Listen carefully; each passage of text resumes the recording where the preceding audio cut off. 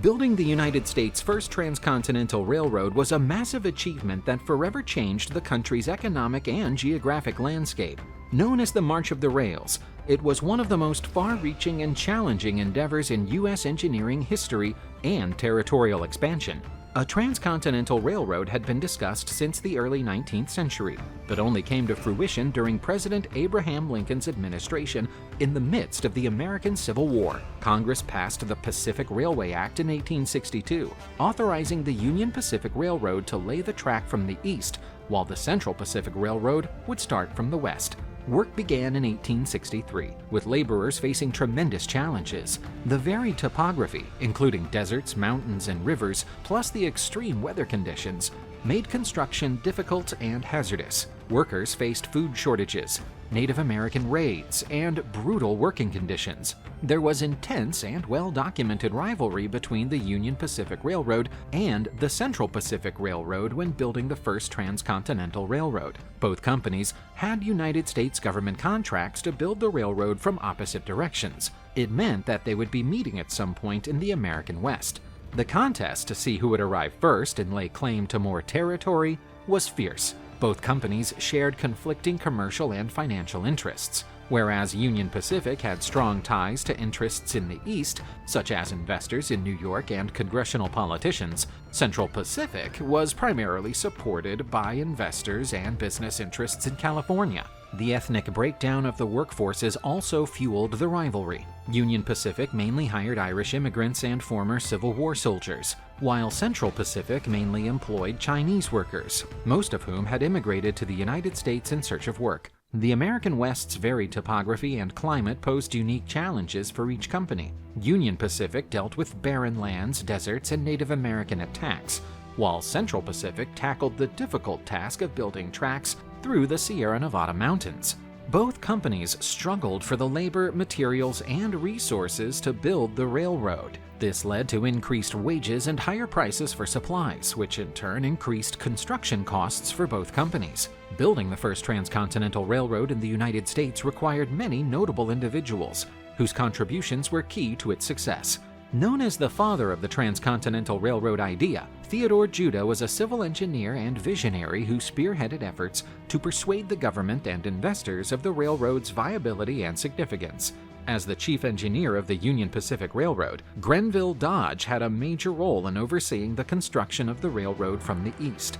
He was in charge of recruiting workers, planning the route, and solving numerous logistical challenges. Thomas Durant, one of the key leaders of the Union Pacific, was a savvy railroad entrepreneur who had a key role to play in securing financing and organizing the railroad's construction from the east.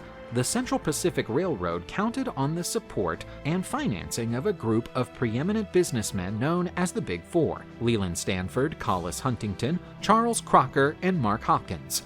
These four men were instrumental in successfully building the Transcontinental Railroad. There were numerous clashes between railroad workers and Native American communities when railroads were being built in the United States, especially during the westward expansion. These skirmishes were influenced by several factors, including territorial disputes, competition for natural resources, and cultural misunderstandings.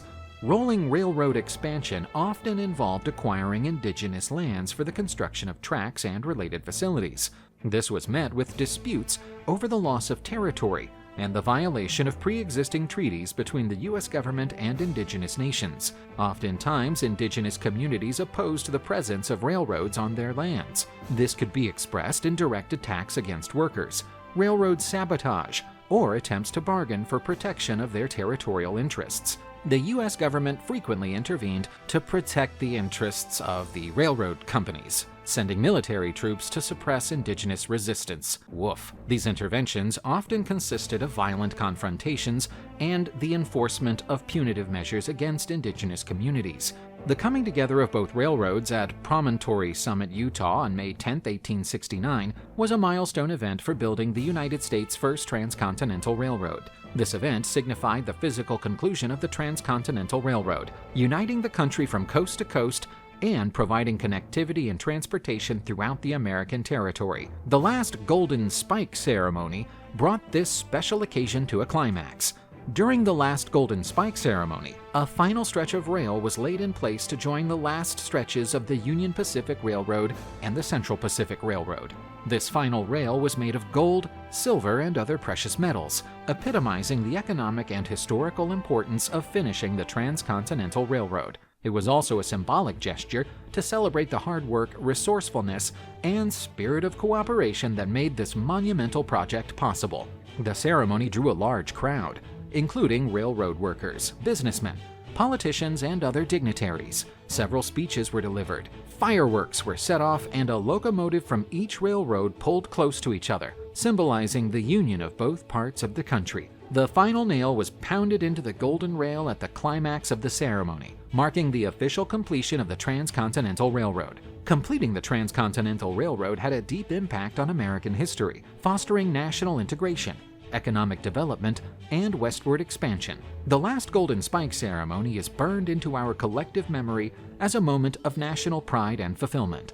Straight after the ceremonial Golden Spike had been exchanged for an ordinary iron one, a message was sent to the East Coast and the West Coast, announcing just one word: completed. As a result, the travel time from coast to coast, which had previously taken 6 months or more, was reduced to just 1 week. This behemoth effort not only shaped the North American nation's infrastructure, but also redefined its cultural identity and global status. Building the Transcontinental Railroad is a story that reflects both the entrepreneurial spirit and the intricacies of American expansion, as well as the unwavering quest for progress that still inspires generations.